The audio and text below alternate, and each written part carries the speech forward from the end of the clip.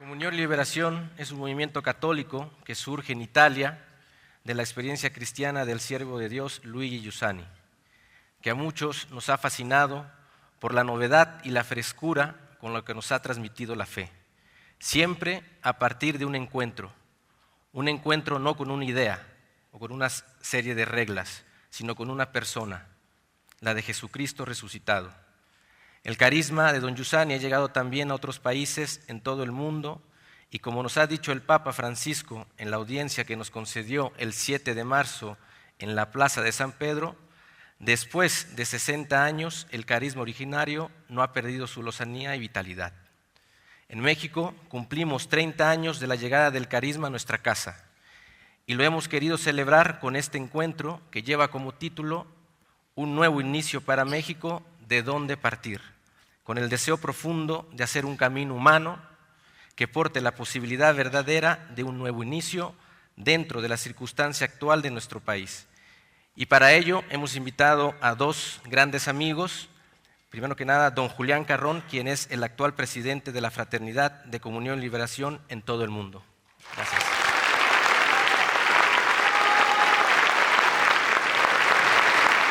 También a nuestro amigo el doctor Jorge Trasloceros del Instituto de Investigaciones Históricas de la UNAM. Doctor, gracias.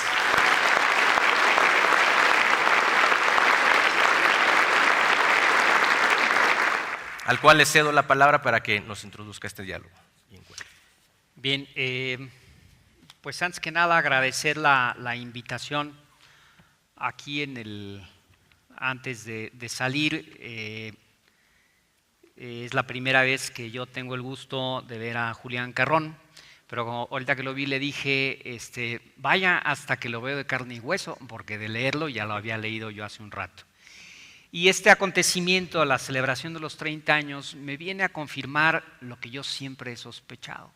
Y le digo yo a Medeo, y le digo a Oliveiro, le digo, siempre que preguntan ustedes en México, ¿cuántos hay de Comunión y Liberación? La respuesta es, somos poquitos, unos cuantos, ¿sí? Pero aparecen por todos lados. ¿Sí? Entonces son poquitos pero bien moviditos y eso pues ciertamente es un gusto estar aquí entre amigos, corro la vista y veo que somos puros amigos. Y aquí nos han invitado a tratar un tema que me parece que es de la mayor trascendencia. ¿Es posible empezar de nuevo en México? ¿Es posible salir de nuestro cansancio? Alcen la mano los que están hartos de la situación de México.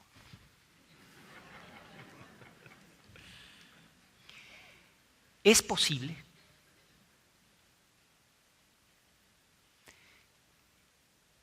¿Qué nos pasa? Yo quiero plantear una serie de problemas, una serie de preguntas, ¿sí? Brevemente. Decía yo con el padre Carrón hace rato, resulta que él también es taurino como yo, y decíamos en los toros, hay una cosa que se llama poner el toro en suerte, ¿sí? Y es lo que vamos a hacer, para empezar un diálogo y tratar de responder si es posible un nuevo inicio en México. Y quiero empezar con algo que a mí siempre me ha llamado profundamente la atención. Cuando se pregunta a cualquier persona, autoridades de todos los niveles, sociedad civil, ¿qué pasa en México? La respuesta inmediata es que hay una crisis de valores. Y lo que uno va observando permanentemente es que la afirmación es parcialmente correcta. No quiero mencionar a una persona muy importante, firme promotor del aborto, promotora del aborto, hizo un análisis de la crisis de valores fenomenal y al final, ¿sí?, defendía el aborto. Pero esto es muy común, porque el que no defiende la pena de muerte, defiende la cadena perpetua, se alegra de la violencia contra unos, contra otros, y es porque tenemos una conciencia fragmentada. Es decir, nuestra conciencia se ha vuelto incapaz de entender al ser humano en su totalidad. Nos hemos vuelto incapaces de entender el problema de fondo. Y entre los muchos problemas que creo que hay en México es que nos hemos negado a mirar el mal a los ojos. Siempre evadimos, tomamos las de Villadiego de manera ideológica. Es que es un problema de valores. Es que es un problema de gobierno. Es que es un problema de sociedad.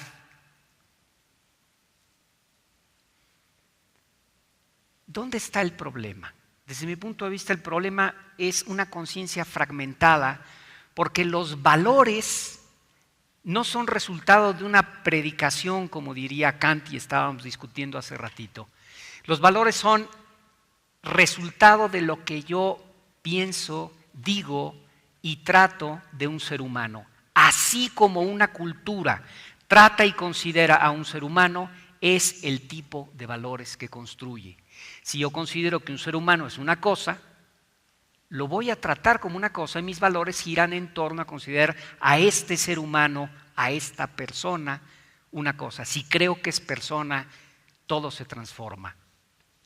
Y creo que Jesús lo que nos vino a decir es que somos básicamente personas. Para mirar el mal en los ojos quiero referirme al caso de Ayotzinapa. Me preocupa mucho cierta narrativa que ya se apoderó de la opinión pública, que es totalmente distractiva y resultado de una conciencia fragmentada. Se culpa al Estado y a quienes lo manejan, dejando a los políticos, delincuentes y compinches en segundo plano. No debemos negar las gravísimas complicidades y omisiones de los gobiernos en sus tres niveles, pero tampoco la raja política que sacan quienes instrumentan el relato, la narrativa. El problema es que se va del fondo del asunto. En México necesitamos mirar el mal a los ojos si queremos derrotarlo. No hay alternativa. Lo primero y más difícil en nuestra narrativa frente al mal, frente a la crisis, es entender que no hay nada irracional en lo sucedido con estos jóvenes, como no hay nada irracional en el desarrollo del crimen organizado o en la corrupción. No es obra de locos irracionales. Los hechos demuestran una clara planeación operada en otras ocasiones por los hallazgos de múltiples fosas a lo largo de los últimos 15 años, motivo por lo cual todos alzamos la mano. Para llegar al resultado esperado, que era desaparecer toda evidencia material sobre los muchachos. Fue una operación muy exitosa y no es nueva en este país.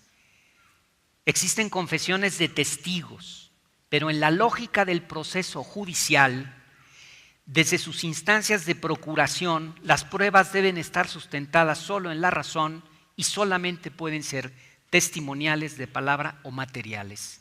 El proceso moderno valora las materiales muy por encima de las testimoniales. No basta lo que se diga, se debe probar con hechos muy concretos. El objetivo de los que operaron Ayotzinapa era desaparecer las pruebas testimoniales, las pruebas materiales, y lo consiguieron. La última posibilidad son los laboratorios europeos, pero ya vimos que hasta estas pruebas fueron demasiado frágiles. La necesaria coincidencia entre la verdad factual con la verdad jurídica se va a dificultar al extremo y es exactamente lo que estamos viendo. Sabemos lo que hicieron con ellos, los desaparecieron, pero legalmente siempre permanecerán solo y únicamente como desaparecidos. Materialmente sabemos que los mataron, pero legalmente solo pueden ser llamados desaparecidos. Es el reino de la incertidumbre que alimenta toda la narrativa que estábamos diciendo antes. No hay irracionalidad en este acontecimiento y este es, en mi opinión, el mal que tenemos que mirar a los ojos de lo que está pasando en México.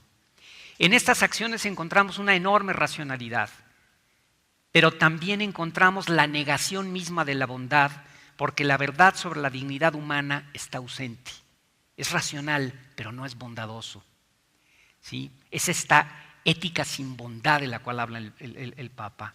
Son simples objetos de uso y abuso. Las declaraciones que escuchamos una y otra vez de los testigos, los que operaron la acción, son brutales por su banalidad. Parecía que no hablaran de personas sino de bultos. Para ellos no había diferencia.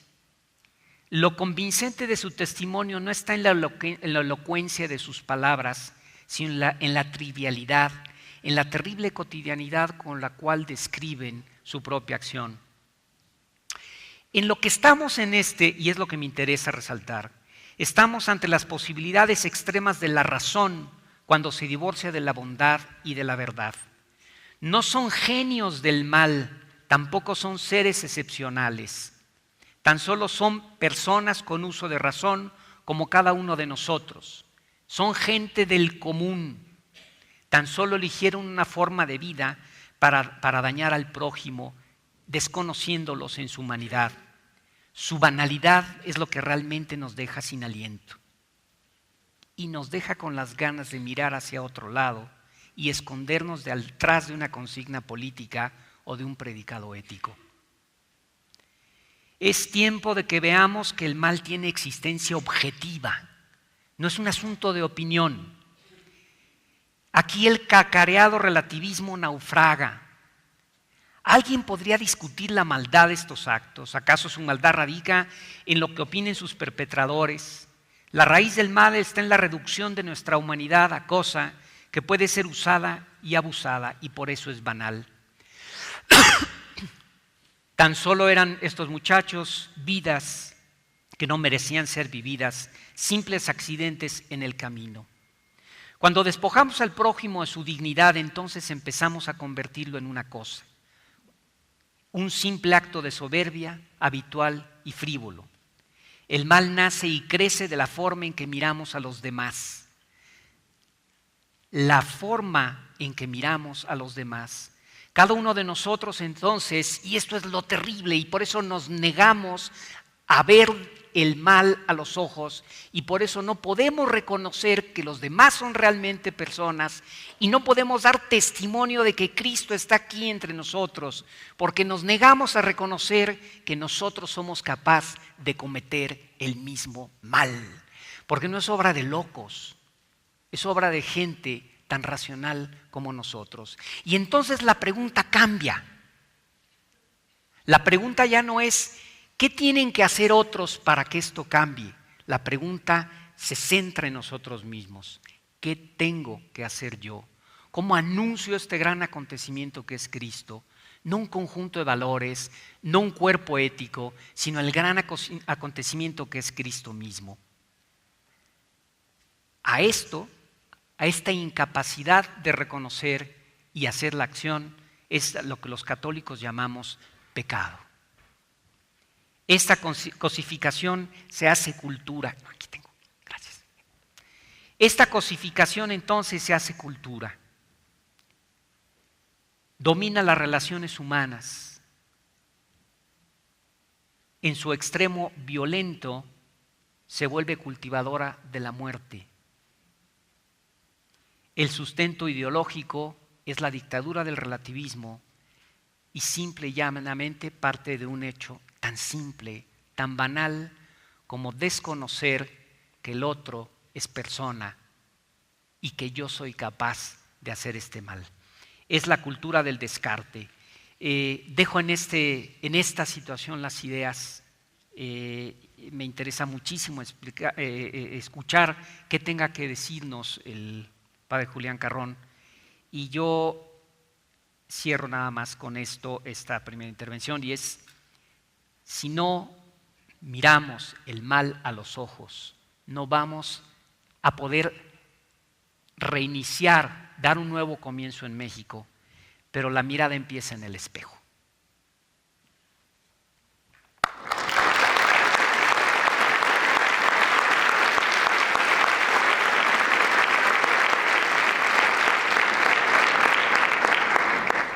Es un placer poder compartir con todos ustedes este momento de diálogo con el profesor Trasloseros, que tan magníficamente ha puesto delante el toro como un hecho que facilita darnos cuenta de cuál es el desafío que tenemos delante. Él empezó diciendo que no se trata, en primer lugar y sustancialmente, de una crisis de valores. O sea, como si no fuéramos capaces de vivir coherentemente con unas ciertas escala de valores. Pero esto sería relativamente fácil respecto a lo que verdaderamente está sucediendo.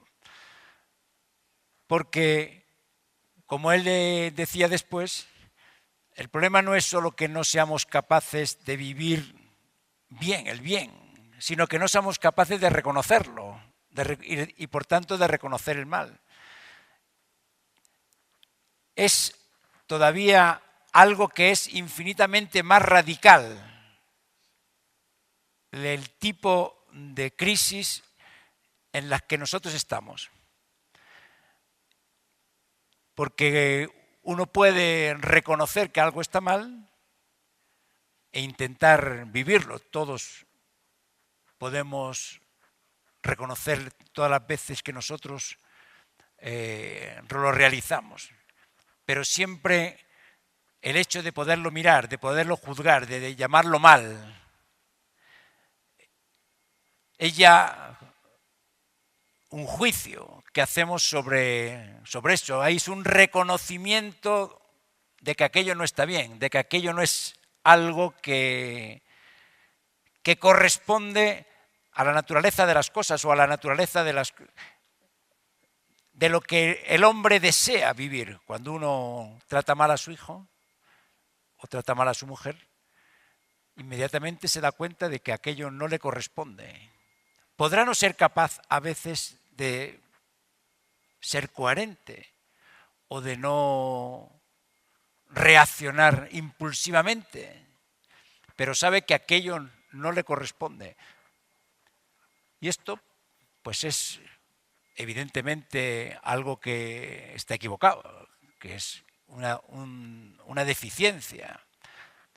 Pero esto no es nada en comparación con el hecho de que uno haga el mal y ni siquiera se dé cuenta, que uno no lo reconozca, que uno no tenga la capacidad, la lucidez de reconocerlo. Porque esto pertenece ya a otro nivel, al nivel fundamental del conocimiento. Y por tanto no tengo ni siquiera la posibilidad de tener una tensión a vivirlo, porque ya no distingo. Pero estos son síntomas de esta situación en la que cada vez más nos encontramos y que me parece que la cuestión fundamental que podemos abordar para poder dar pasos es ayudarnos a entenderla, ayudarnos a entender de qué estamos hablando, de cuál es la naturaleza de esta crisis, de esta confusión en la que tantas veces y en tantas ocasiones nosotros nos encontramos inmersos y que no sabemos cómo hacer, cómo reaccionar, cómo abordarla. Y esto hace que se complique ulteriormente porque estamos como desarmados, como incapaces de poder reaccionar a una situación así. Digo que la crisis es infinitamente más seria que solo, por ejemplo, lo vemos en los chicos, en los jóvenes. No es solo que puedan ser más o menos vagos o que no sean capaces de estudiar o que no sean capaces de cumplir ciertos deberes. Esto no sería ningún problema sustancial, porque puede ser, todavía la energía del hombre está entera. Y por tanto se la puede de nuevo educar, se la puede suscitar. El problema es cuando esta energía se debilita hasta tal punto de que ya no hay ni siquiera esta tensión. Me ha llamado la atención que hace años dos personas distintas en Italia, donde vivo desde hace unos años, describían la situación de los jóvenes, en las que describían que el problema fundamental no era tanto como la incoherencia ética que podían tener, sino, decía uno de ellos, que viven como envueltos en una especie de apatía, de letargo, de indolencia. Ya veo que alguno asiente con la cabeza cuando lo digo.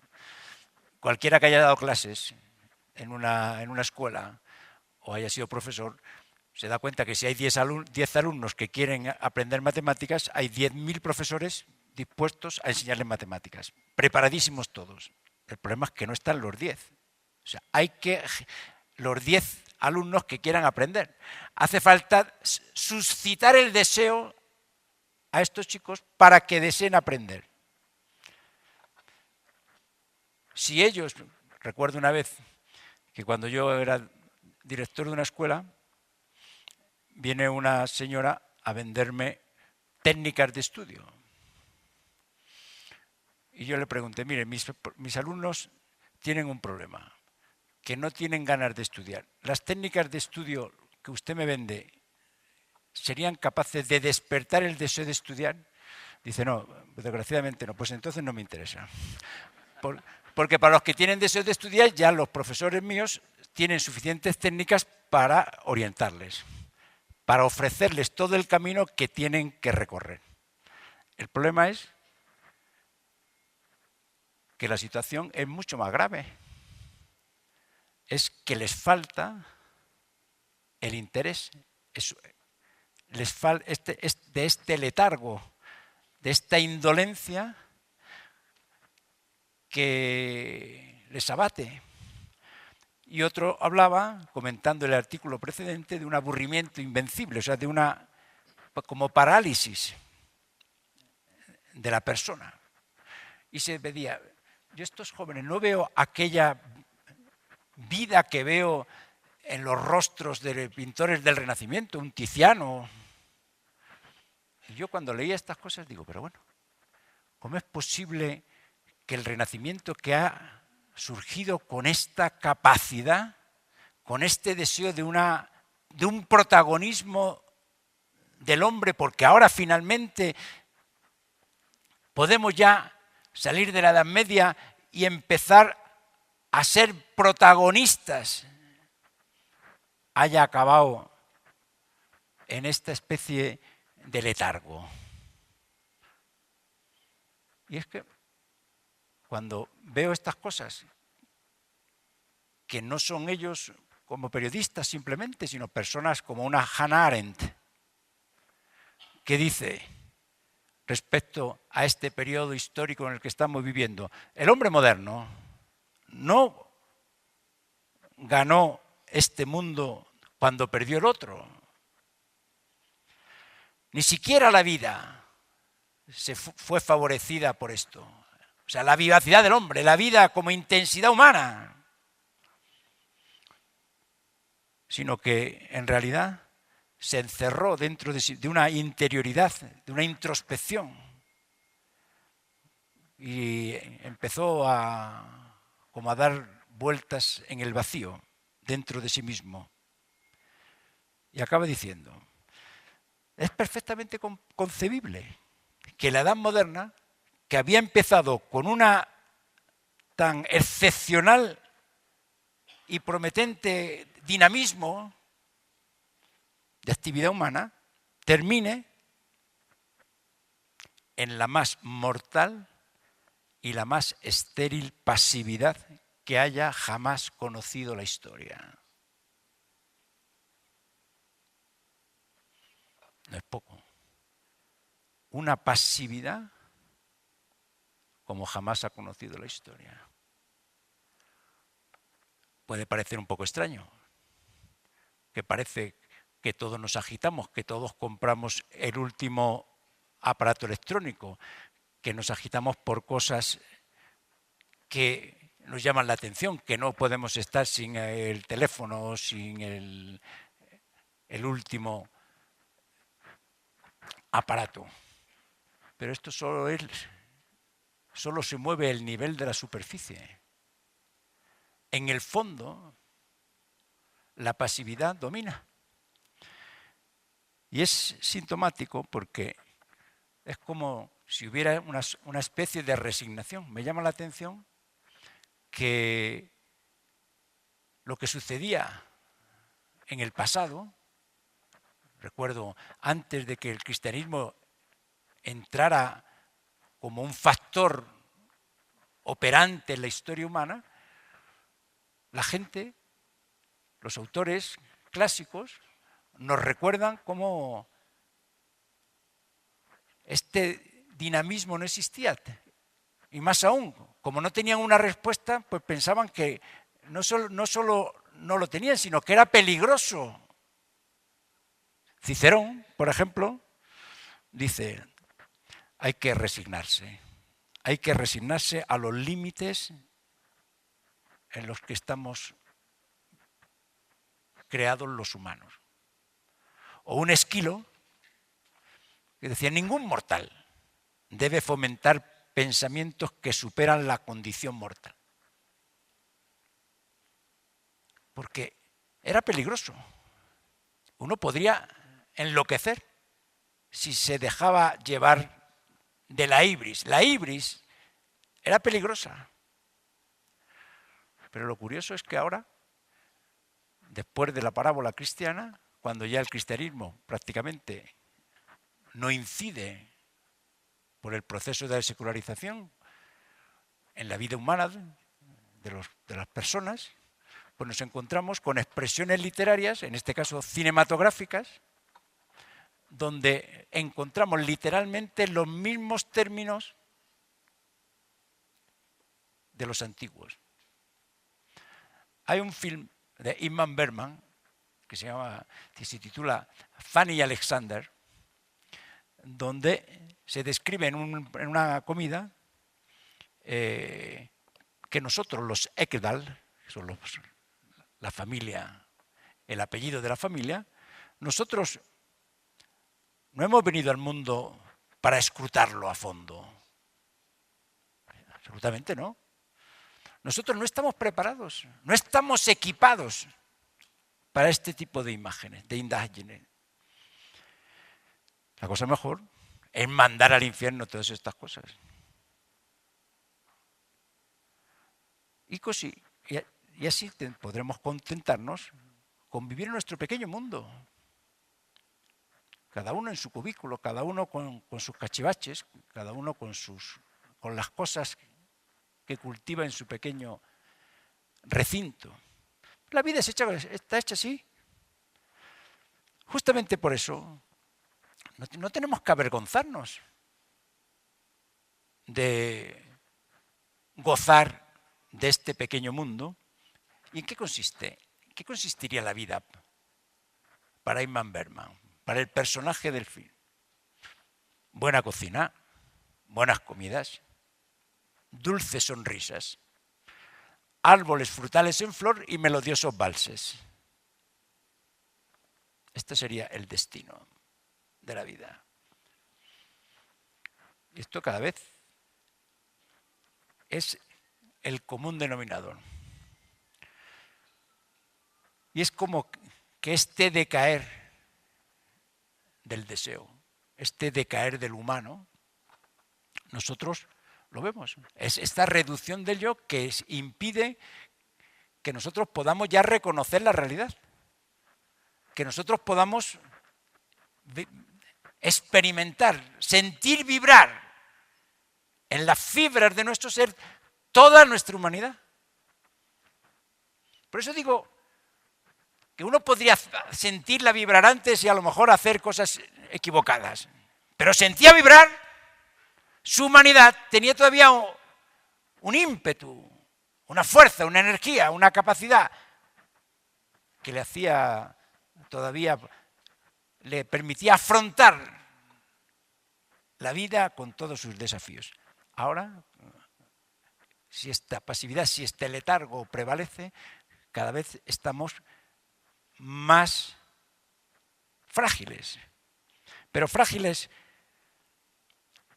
como dice don Giussani, no en el sentido que inmediatamente nos viene a la cabeza, frágiles éticamente. ¿No? Cuando él describe la diferencia entre cuando empezó a dar clases al inicio de los años 50 y los chicos, los alumnos y los estudiantes que él encontraba en los años 90, ya veía este decaer de lo humano y decía, la diferencia de los jóvenes de hoy con respecto a los jóvenes del pasado, a los que había empezado a dar clases, está en una mayor debilidad de conciencia, que no es una debilidad ética, sino de la energía de la conciencia, de la capacidad de reconocer la realidad, de la capacidad de adherirse. Entonces, lo que se ha entumecido es esta capacidad del hombre de de percibir la realidad. Es una debilidad del yo. Giussani utilizaba otra expresión. Estamos en una época en que las cadenas no las llevamos en los pies como los esclavos del pasado. Nos pueden dejar libres. No necesitamos ni las cadenas. ¿Por qué? Porque lo que ha conseguido es como paralizar la motilidad que está en los orígenes de nuestro yo. Es el punto original de la energía.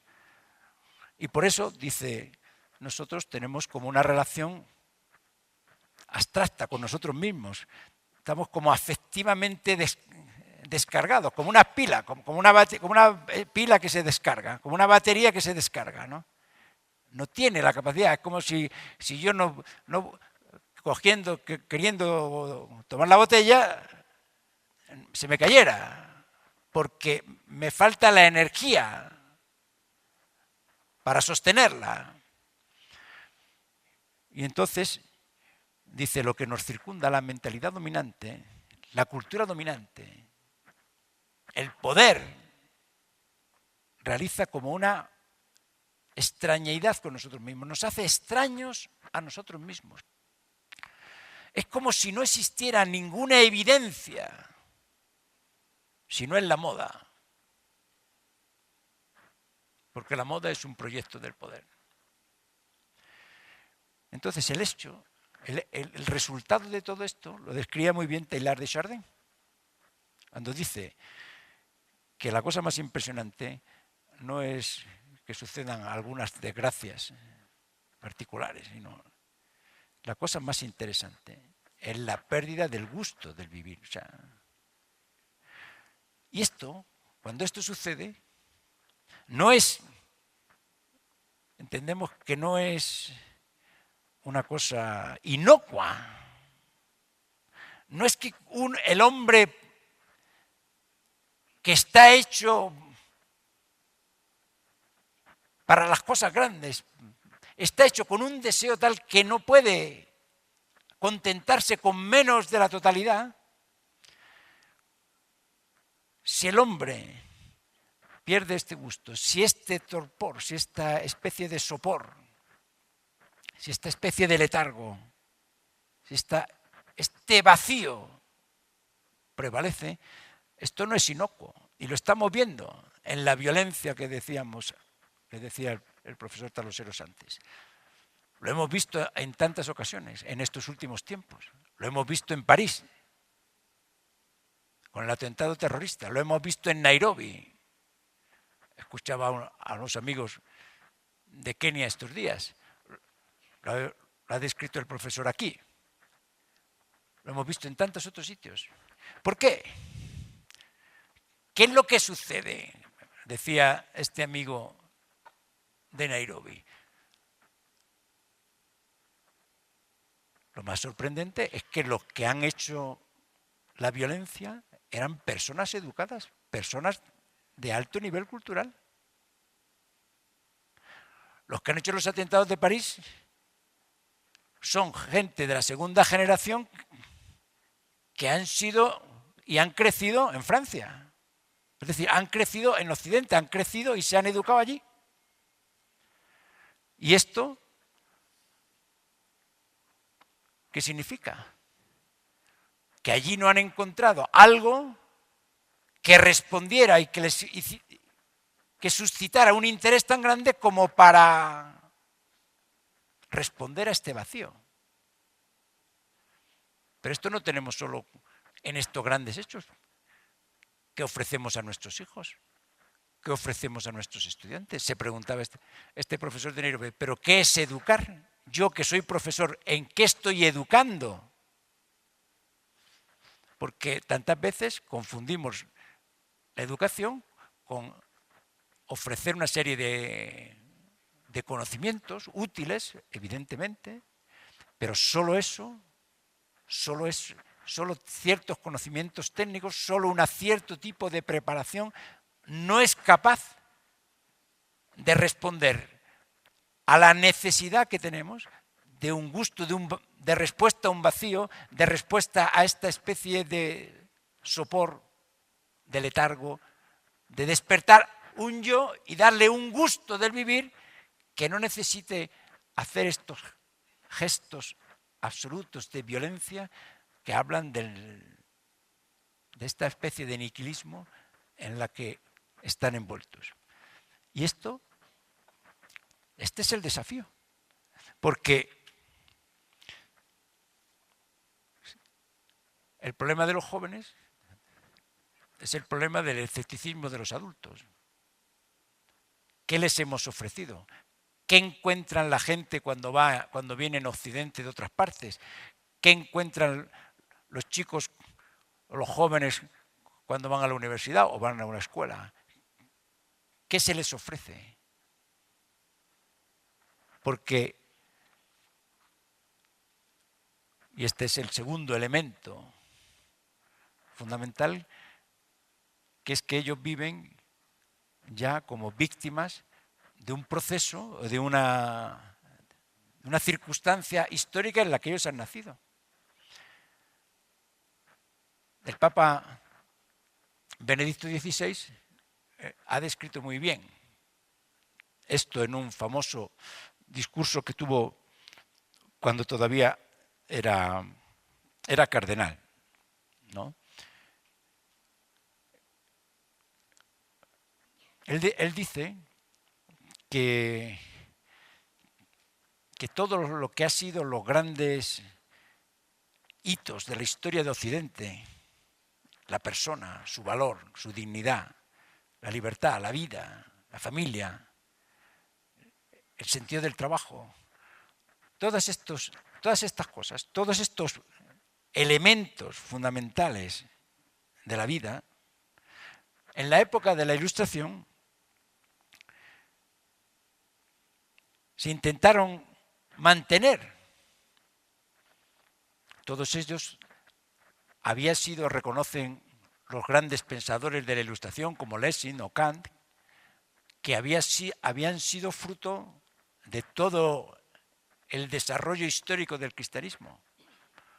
El cristianismo, dicen ellos, había tenido un papel esencial en la educación de la humanidad, hasta el punto de haber podido generar toda esta grandeza de cultura, de civilización, donde la persona tiene una dignidad, cualquiera que sea la condición, donde la vida tiene un valor, donde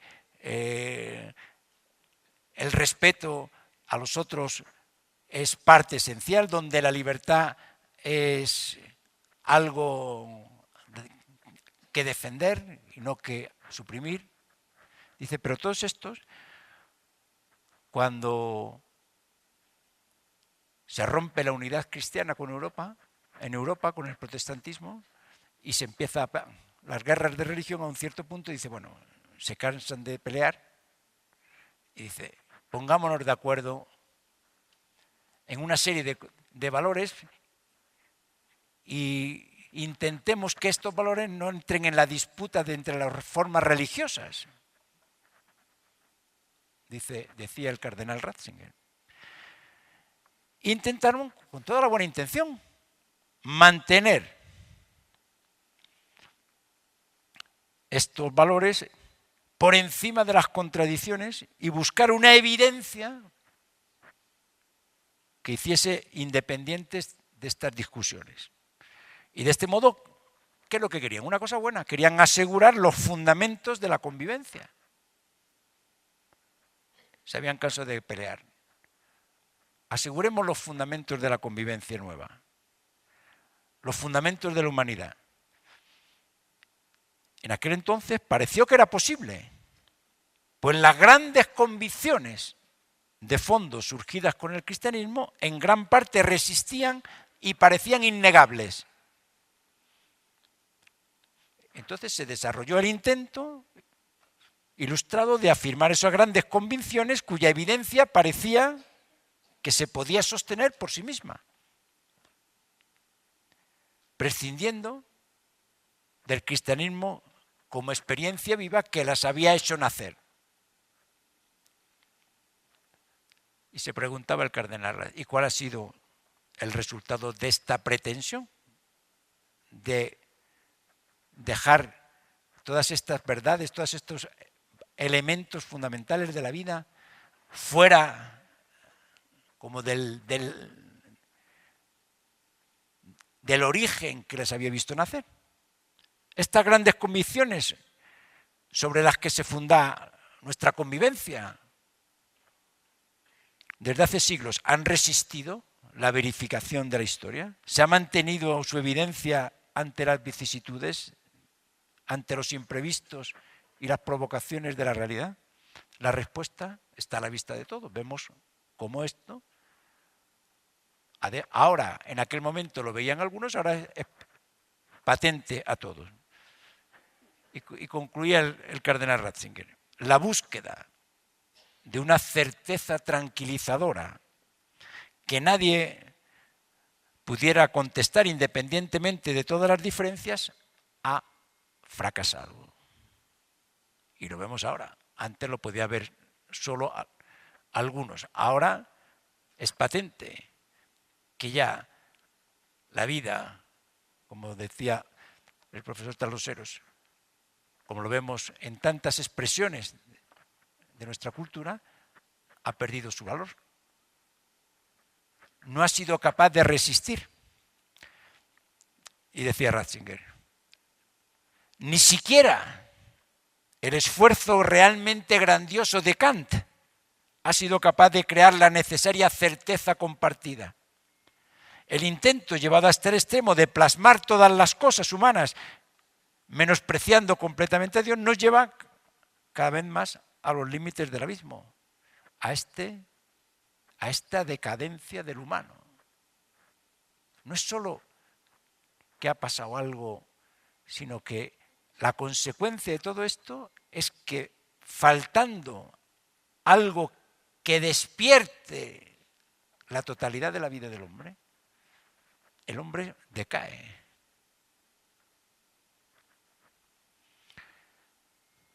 Por eso decía don Giussani, el peligro más grave no es ni siquiera la destrucción de los pueblos, el asesinato, sino el intento del poder de destruir lo humano. Y la esencia del humano es la libertad, su relación con el infinito. Por eso la batalla, decía él, la batalla que tiene que librar el hombre, que se siente hombre, es la batalla entre la religiosidad auténtica y el poder. y el poder que quiere vaciar al hombre de su conciencia. Conciencia no como conciencia de su mal, sino conciencia de sí, de su capacidad de darse cuenta del valor que tiene, de su capacidad de reconocer la grandeza de su ser de hombre. Porque es como dice, no sabemos qué es el hombre. Y siempre hay alguien tan caritativo que dice, te lo digo yo lo que eres. Te digo yo lo que eres, te lo explico yo. Y así te vacío, te lo reduzco en todos tus deseos, porque en realidad es demasiado complicado. Y esto es lo que dice la naturaleza de la crisis, dice el Papa. Decía el Papa Benedicto. Hoy no es de modo alguno evidente qué es lo justo en las cuestiones antropológicas fundamentales. ¿Qué es lo que se puede reconocer como verdaderamente justo? Por eso lo que decía el profesor Traloceros lo vemos patentemente. Ya no es capaz, no somos capaces de esto, ni de reconocerlo socialmente. Sin la conciencia de que lo que está en juego es la evidencia de estos fundamentos, que no es una cuestión ética, que ya no vemos las cosas más evidentes, no será posible que nosotros podamos responder a esta situación. Porque es como cuando uno trata el cáncer con la aspirina o la taquipirina. Si uno no ha entendido la naturaleza de la enfermedad,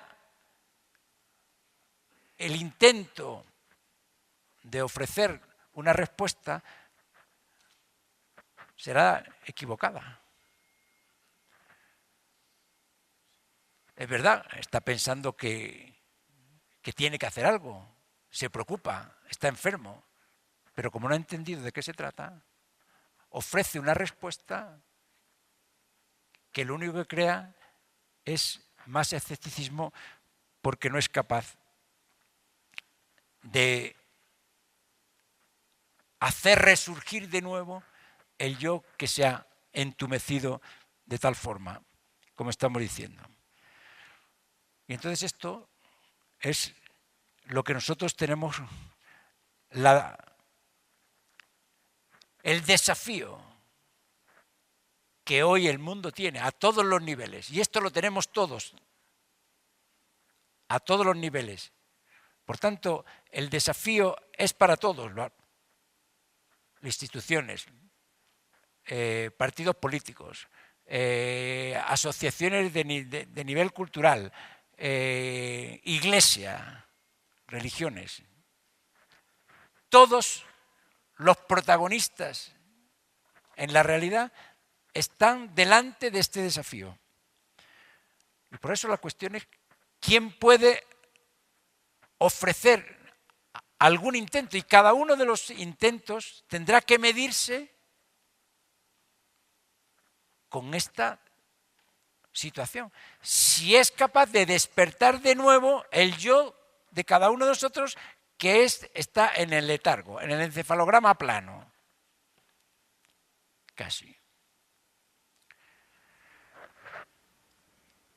Un ejemplo puede ayudar a comprender la naturaleza del problema. Me escribía un amigo esto. Una noche fui a cenar a casa de dos compañeros míos del liceo que están prometidos y viven juntos. Después de la cena, uno puede pensar ya estamos, viven juntos. O sea, el problema es que ya tienen relaciones. Bueno, esto no es nada comparado con lo que dicen. Después de la cena nos quedamos hablando mucho rato y en la conversación salió la cuestión de si tener hijos o no. Mi amigo me decía, nunca traeré un hijo al mundo. ¿Con qué valor puedo condenar a otro pobrecillo a la infelicidad? No quiero asumir esta responsabilidad. Y luego añadió, porque yo tengo miedo de mi libertad. En el mejor de los casos no sirve para nada. Y en el peor de los casos puede causar dolor a alguien. Lo que espero de la vida es hacer el menor daño posible. Hablamos mucho y me contaron que vivían con miedo y que sentían que ya no esperaban nada de la vida. Y solo tienen 27 años. Detrás de del rechazo a tener hijos se esconde este miedo a la libertad. Es el miedo a perder una libertad concebida como una renuncia a sus espacios. ¿Cómo influirá en su vida este conjunto de miedos? Esto es lo que le paraliza, lo que le impide, moverse. Es el ataque a la motilidad que decía don Giussani. Es lo que decían, las grandes convicciones es hablar de esto, de lo que decía el cardenal Ratzinger. Estos episodios a mí me hacen pensar, porque describen muy bien cuál es la naturaleza de la cuestión. Que no es tanto un problema ético, sino este bloqueo en el centro de lo humano, que impide que ya no se muevan.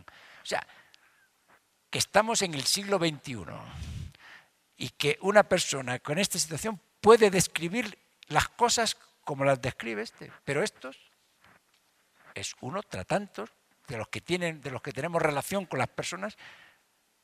Es así, se puede hablar mucho de la palabra libertad, pero ¿cuántas personas libres conoce cada uno aquí? Libres. Y entonces nos damos cuenta que son palabras vacías en muchas ocasiones, que bloquean la persona. ¿Y qué puede hacer surgir esto? ¿Qué puede desbloquear la persona? Y es que la persona ha pensado que podía, en el fondo, producirse uno a sí mismo. Producirse, en el fondo nos pensamos tan constitutivamente ya acabados que nosotros nos podemos como autogenerar.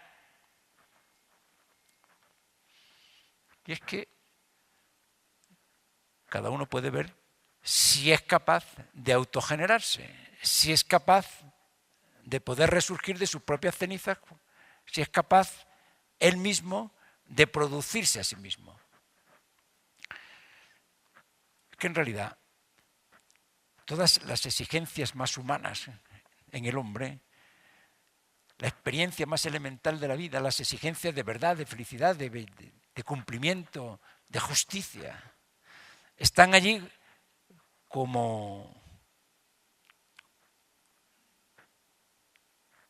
en potencia, esperando a ser provocadas para que se pongan en acción. Y el hombre está esperando que algo le provoque, que algo le ponga de nuevo, que le haga surgir toda la energía para poder empezar de nuevo a vibrar con toda su ser. Es como el violín, que hace falta el violinista, hace falta que haya alguien que le sepa sacar toda la capacidad, todas las notas que tiene dentro, pero que solo pueden ser como sacadas, extraídas del violín en la relación con otro. Hace falta el violinista. Sin el violinista, el Stradivarius más espectacular no es capaz de producir todas las notas que solo el genio de un violinista puede. Es evidente que es un ejemplo. El hombre no es un violín, una cosa inerte. Pero, como vemos, en estos chicos de los que hablaba este amigo, estamos bastante cerca de esta reducción del humano. Y es que, como le dirán después estos amigos, dice, tenemos que vernos más, porque cuando tú estás con nosotros no tenemos miedo. Y esta es una gran ocasión la que tenemos en este momento. Me llama mucho la atención lo que dice de nuevo Hannah Arendt. Una crisis como la que estamos atravesando nos obliga a volver a plantearnos preguntas y nos exige nuevas y viejas respuestas. Porque una crisis se convierte verdaderamente en un desastre solo cuando respondemos a ella con lo que ya sabemos, con prejuicios ya preestablecidos. En tal caso, lo que hace es agudizar la crisis y nos impide experimentar la realidad y nos quita la ocasión de reflexionar que esta realidad de la crisis nos brinda. Esta es una ocasión estupenda, porque nos hace darnos cuenta de algo que quizás no hemos tenido conciencia claramente antes. Y es que nosotros pensamos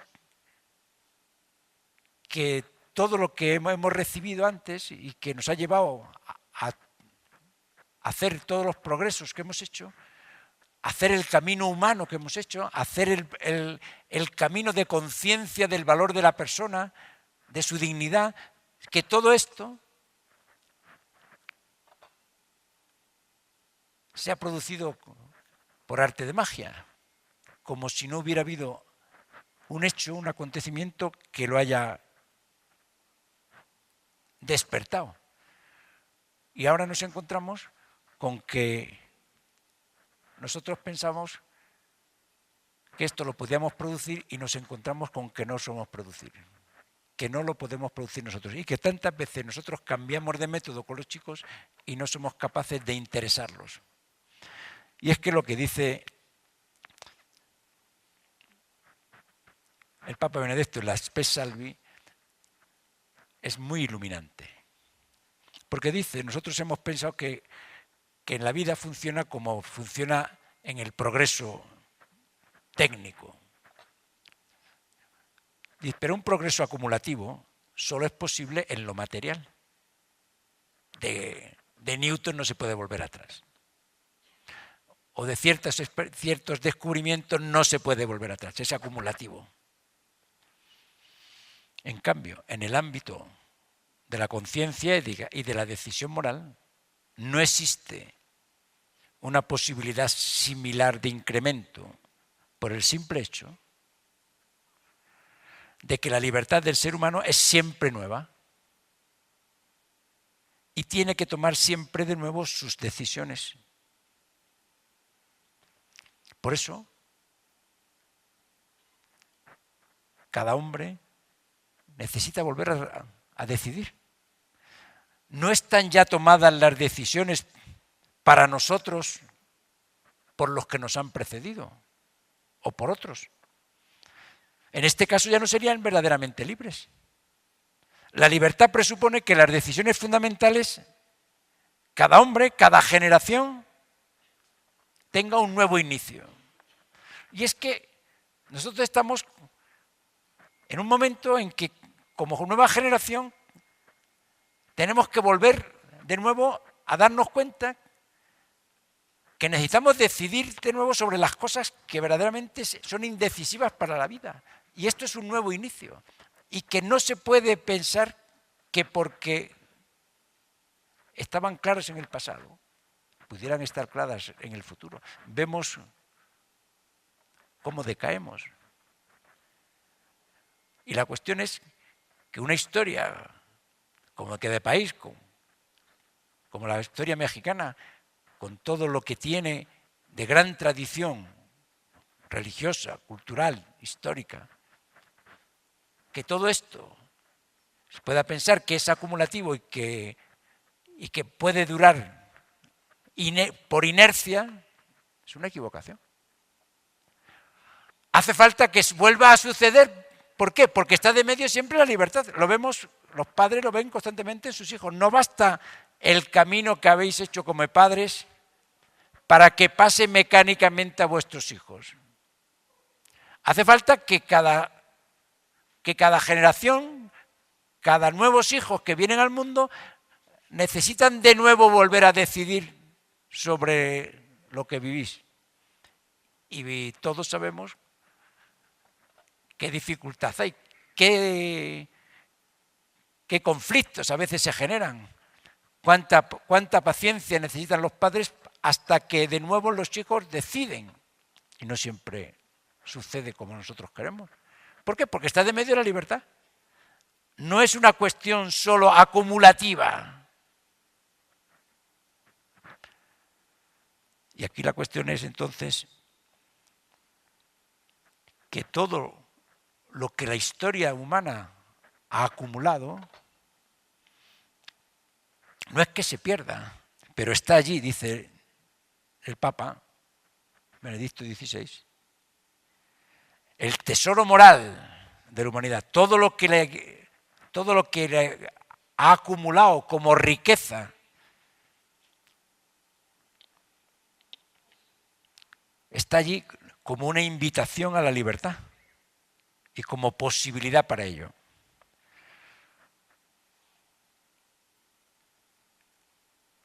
¿Y cómo es posible, de nuevo, este nuevo inicio que decía Oliverio al principio? ¿Qué importa? ¿Cómo podemos comenzar de nuevo? Y aquí es donde se pone de manifiesto cuál es, de nuevo, la naturaleza del problema. Decíamos antes que la cuestión es una cuestión ética, es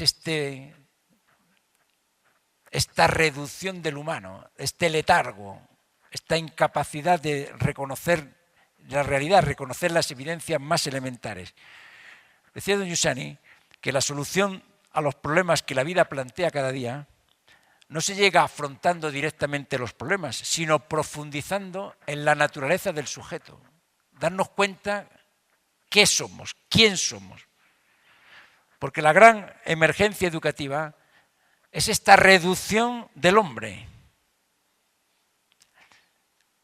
la falta de conciencia de lo que es verdaderamente el hombre. Decía don Giussani, la reducción de los deseos y la censura de algunas exigencias, la reducción de esas exigencias son las armas que utiliza el poder. ¿Qué es lo que hace el poder? Reducir los deseos en la antigüedad y en el presente. La mentalidad dominante, el poder reduce en nosotros la energía más profunda del deseo. Es como si arrancaran de nuestro ser lo que nosotros somos. Un famoso psicoanalista italiano, Massimo Recalcati, observa que el deseo no puede ser reducido a una mera satisfacción de las necesidades más humanas, sino que se revela sobre todo como una urgencia de algo más, de un más que no está al alcance de la mano. Y esto es lo que describen los grandes pensadores. Hay un literato muy famoso en Italia, Cesare Pavese, que dice: lo que un hombre busca en los placeres es el infinito. Y nadie se podrá contentar con menos, sino con la esperanza de conseguir esta infinitud. El hombre es esto. Y cuando el hombre es reducido, no puede no ser una violencia contra él. Pero ya no la sentimos. Nos hemos acostumbrado. Hay que contentarse. Por eso, la posibilidad de un nuevo inicio es solo quien pueda verdaderamente sacar del letargo, sacar de esta reducción al hombre que somos cada uno de nosotros. Por eso el Papa Francisco, en un mensaje que ha mandado este año al meeting de Rimini, ha puesto la pregunta decisiva. Ante esta extraña anestesia, ante esta indolencia que sentimos en la vida, ¿cómo se despierta de nuevo la conciencia de la persona? Y aquí es donde cada uno de nosotros, cada una de las personas, cada una de las instituciones hará el examen de la capacidad que tiene de responder a esta urgencia, porque esta es la única urgencia. ¿Qué es lo que hace posible que a uno que prefiere la violencia pueda encontrar algo que lo prefiera a seguir haciendo la violencia? ¿Quién es el que está vacío de contenido y llega y se encuentre delante de algo que no pueda menos de seguirlo porque es más fascinante que el no hacer nada y que dejarse llevar solo del letargo?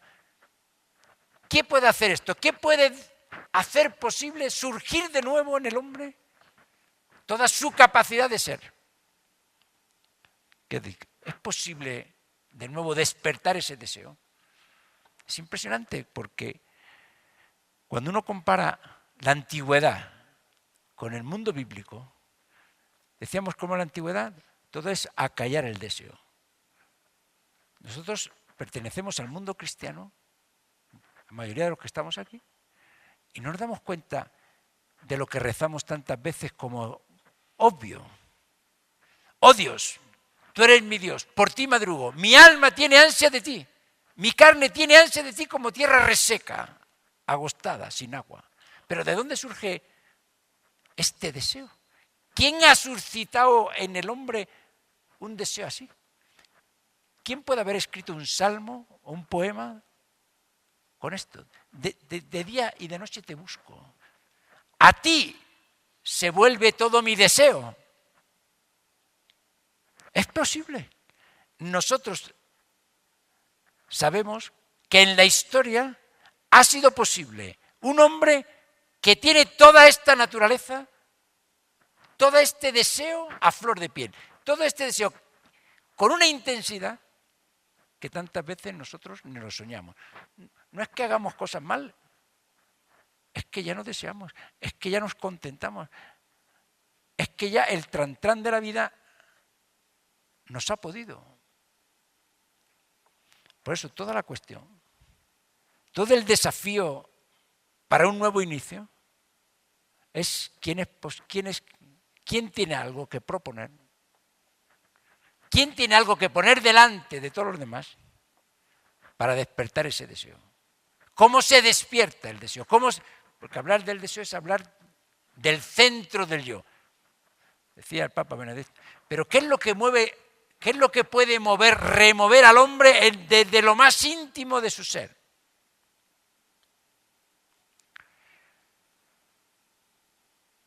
Estos amigos del que hablaba antes continúan el diálogo entre ellos.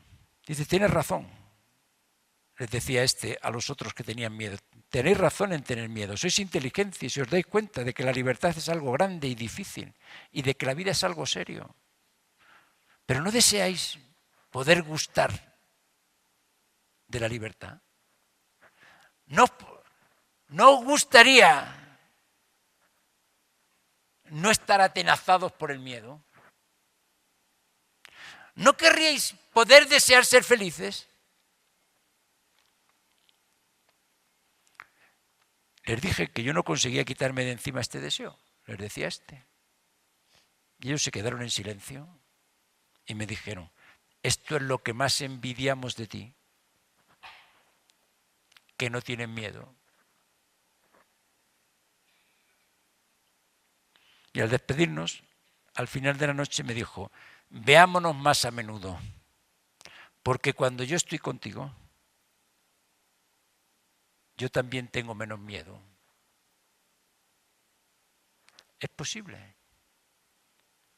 Estos hechos simples documentan que en esta situación en la que nos encontramos, uno puede encontrar a alguien en donde se realiza casi sin querer, casi gratuitamente, lo que sucede, lo que estamos esperando. Que pueda volver a suscitar el yo de cada uno. Y esto es lo que ponen de manifiesto estos hechos y algunos que contaré después. Es lo que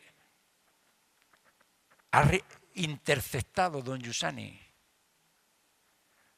porque ninguno como él se ha dado cuenta de qué es lo que hace posible este resurgir del yo, este nuevo inicio, cualquiera que sea la situación.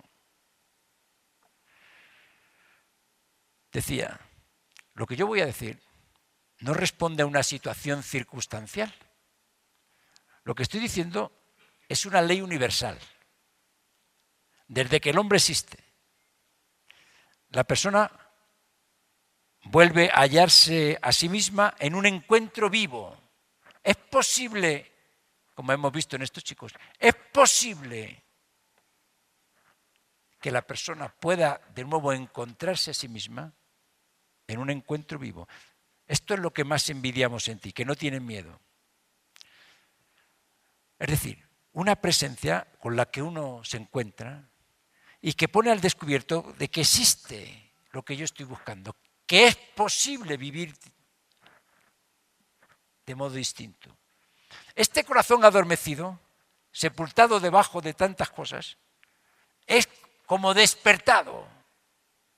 Se encuentra de nuevo como los huesos secos de Isaías, de Ezequiel, que empiezan de nuevo a llenarse de vida en la imagen bíblica.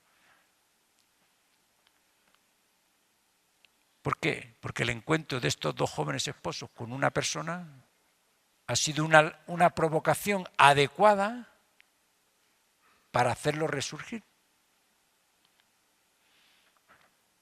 Y la cuestión fundamental es si existen personas en las que encontrándolas uno pueda vivir esto.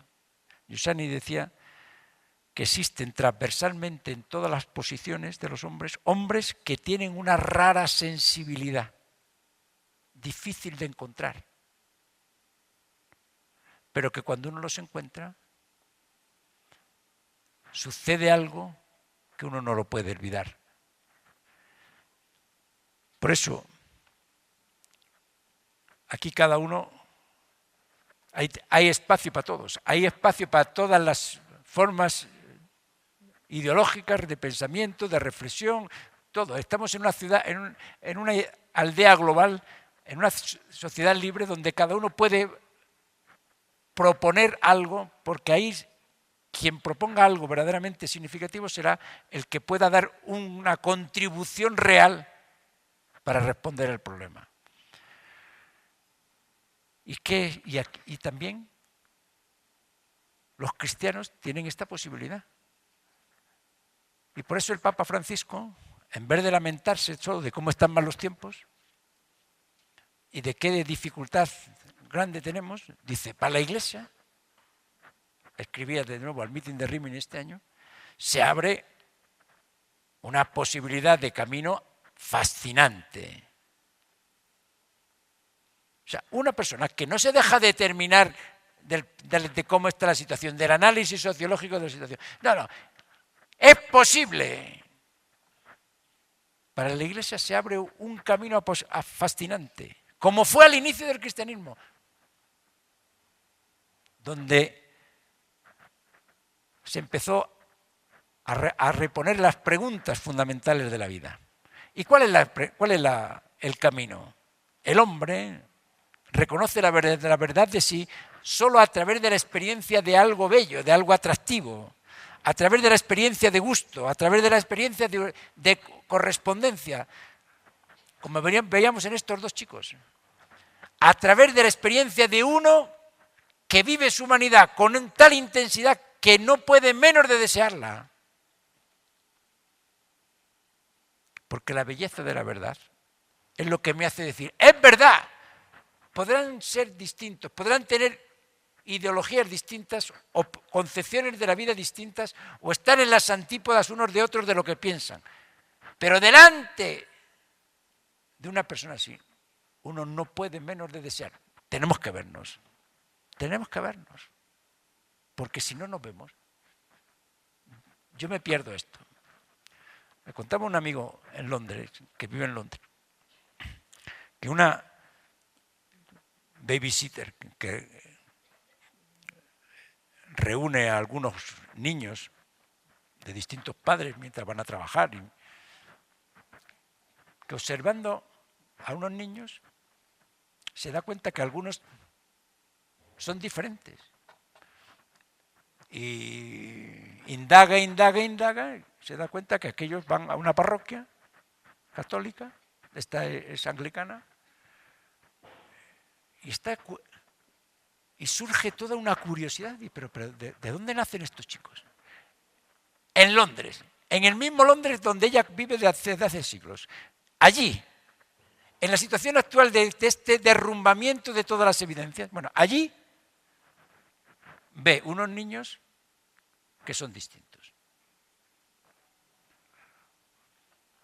Y entonces averigua que va a la parroquia y esta, a un cierto momento, va a hablar con el párroco y le dice, ¿pero yo puedo participar de esto?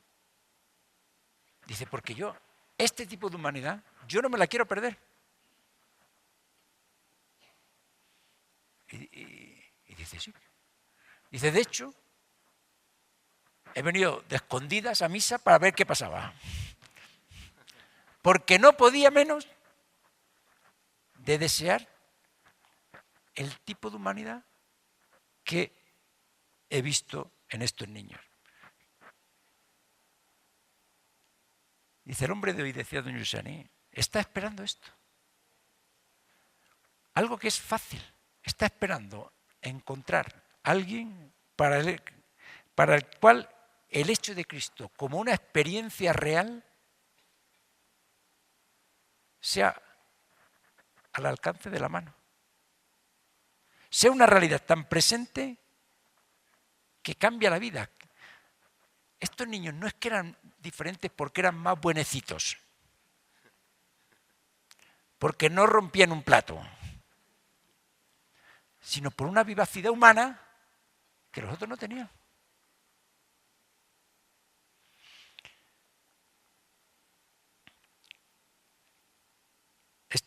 Este verano, en Italia hacemos un gran gesto, nuestro movimiento, que es el meeting de Rimini, y es un gesto en el que participan muchas personas, sobre todo jóvenes universitarios y adultos, que gratuitamente colaboran a hacer este gesto. Y allí en este gesto se hacen también exposiciones de distinto tipo. Y en el montaje de una exposición han invitado a un arquitecto a montar una exposición sobre la catedral de Florencia.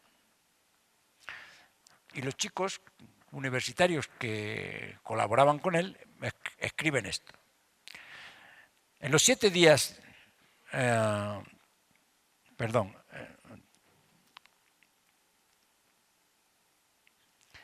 estábamos preparando la exposición del domo de la catedral de Florencia y aparece un arquitecto, Samuel, que tenía ya proyectada toda, como tendría que ser, toda la exposición y había ya trabajado para la proyectación. Y entonces llega allí y dice, chicos, yo no pertenezco a vuestro movimiento, simplemente yo vengo aquí a trabajar, estoy encargado de hacer esta exposición y yo voy a trabajar con vosotros. Apenas dicha esta frase, se pone los pantaloncines y empieza a trabajar con todos. Pinta, cambia las cosas de sitio, las postas, ¿no? Desplaza las cosas que hay que hacer. Por la tarde viene a comer con nosotros, donde nos encontramos con otros voluntarios que están también participando en este gesto. Nace una relación. El domingo nos dice que ya ha acabado y que vuelve a Firenze. Y que ya no volvería. Pero con gran maravilla de los chicos, dicen, con gran sorpresa para nosotros, el martes por la mañana está de nuevo allí, dispuesto a trabajar, feliz. Dice, chicos, he vuelto porque yo tenía demasiada nostalgia. Yo tenía mucha nostalgia, demasiada nostalgia.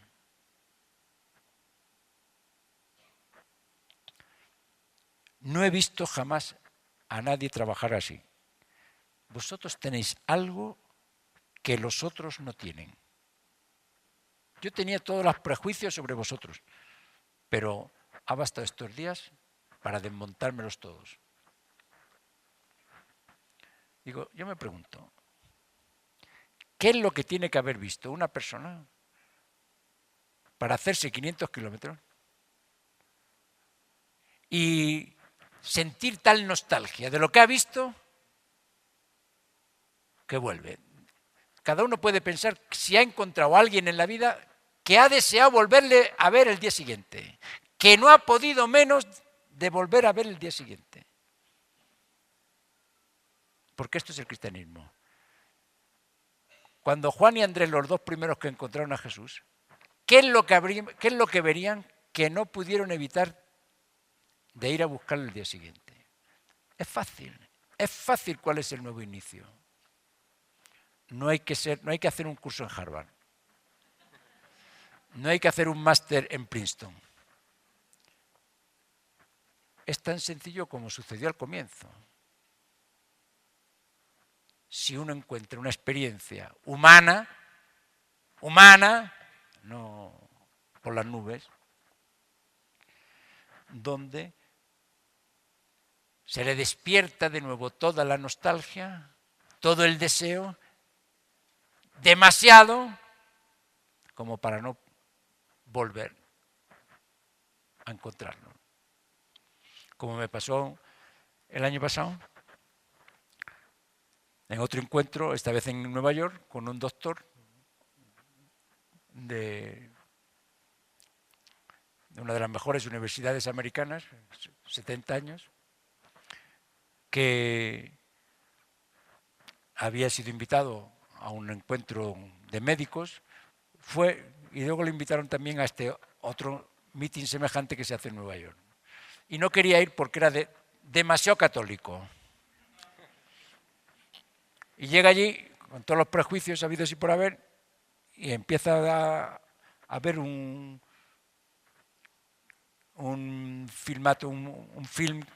documental que habíamos hecho sobre la vida de nuestro movimiento, de las comunidades cristianas. Después de estar 10 minutos, a los 10 minutos de ver un vídeo que dura hora y media, a los 10 minutos dice a la persona que le acompañaba, dice, es esto. ¿Cómo que es esto? Es esto. Lo que yo estoy buscando es esto. Lo que he buscado, era un agnóstico, no creyente, había tenido relaciones con los budistas, protestantes de todo tipo. Dice, es esto. Después tuvo que hacer el encuentro, saltó la comida y dice, porque yo quiero ver acabar el vídeo. Desde ese momento no se ha separado.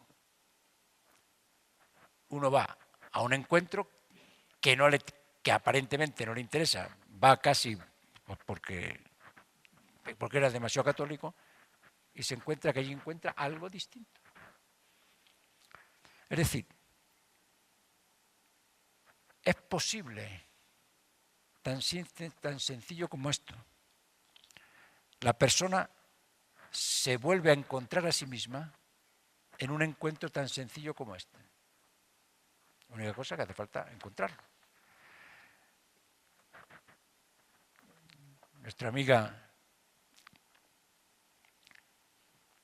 me ha dado un texto de una amiga suya que ha encontrado aquí, en la que describe lo que le ha pasado encontrando a un grupo de amigos de Lupe. Dice, me está sucediendo algo que es difícil de explicar, incluso que me hace temblar. Se me ha despertado un deseo inmenso. Cuando me lo contaba ayer, Guadalupe, digo, pero ¿veis? Esta es la cuestión. Una chica que encuentra un grupo de universitarios y que dice que se le ha despertado un deseo inmenso. Y las cosas que me pasan ya no son banales. O sea, la vida empieza a tener una densidad que antes no tenía. Cuando estoy con mis compañeros de clase y veo cómo viven sin sentido, pero sin sentido no es porque hagan cosas extrañas, no, sentido quiere decir en la banalidad más absoluta. O sea, que allí no sucede nada de nada. Ni siquiera cosas negativas, no, nada. Esto es lo peor, no es que suceda nada. Me doy cuenta de la alternativa y la pregunta se exalta. ¿Mis deseos podrán cumplirse? O sea, pero ya la sorpresa es tenerlos. Incluso mis amigos me preguntan, ¿pero qué te pasa? Yo no puedo explicarles bien lo que me sucede.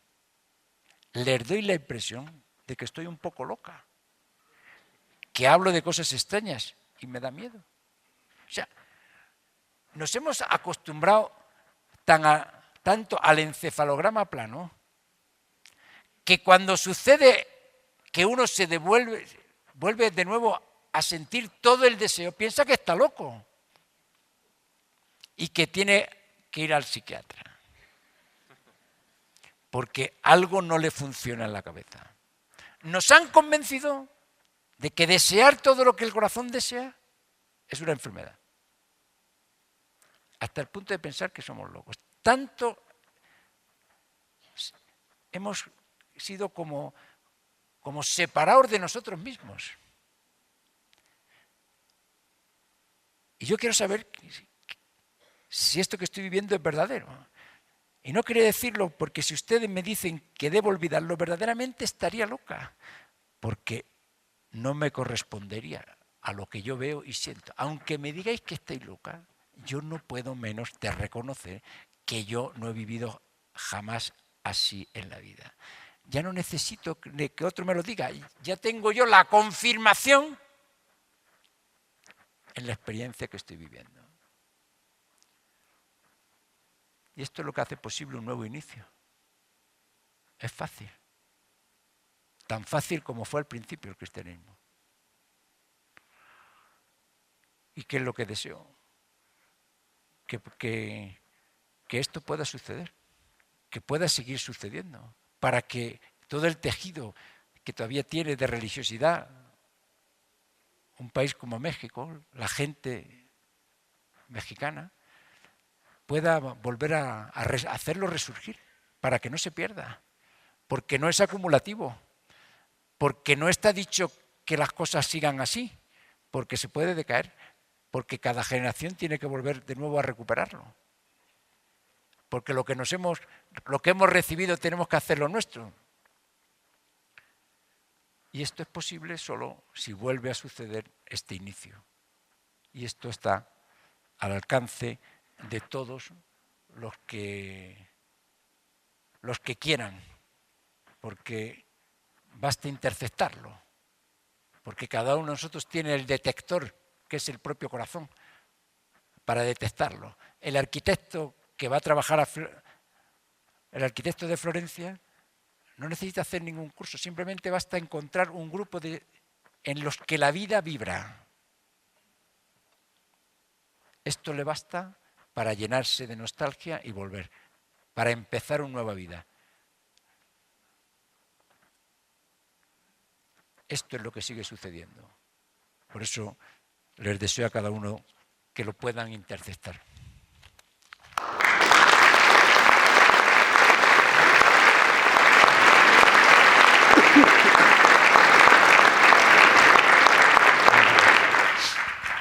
Sí. Bueno, yo creo que un encuentro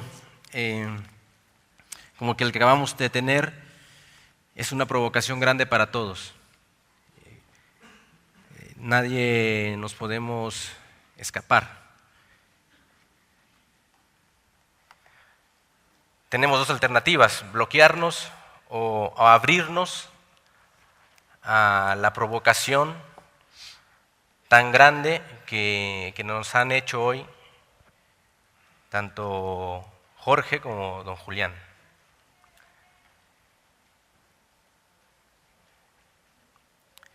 Jorge nos ha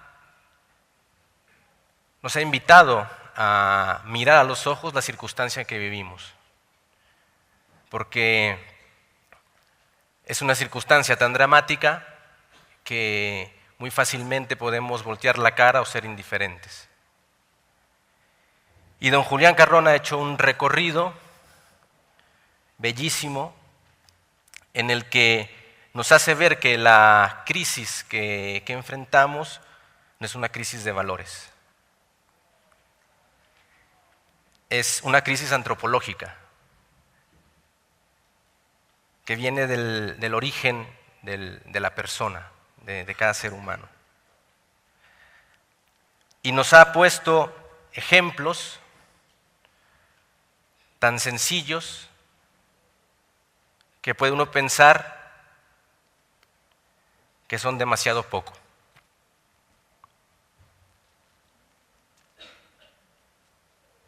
Porque no son grandes proyectos, porque no son grandes iniciativas, sino es el encuentro con una humanidad que despierta todo lo que yo soy y que me hace vivir con una intensidad, como describía esta chica, que ni yo mismo, ni yo misma podía haber reconocido antes. Por lo tanto, me parece que la provocación de hoy nos invita a hacer un camino. Nos invita a hacer un camino humano en el que cada uno de nosotros puede ser protagonista. No necesita un cierto nivel académico, no necesita un cierto título. Cualquiera puede ser protagonista, y creo que esa es la esperanza más grande que nos llevamos hoy. Muchas gracias a todos y buenas noches.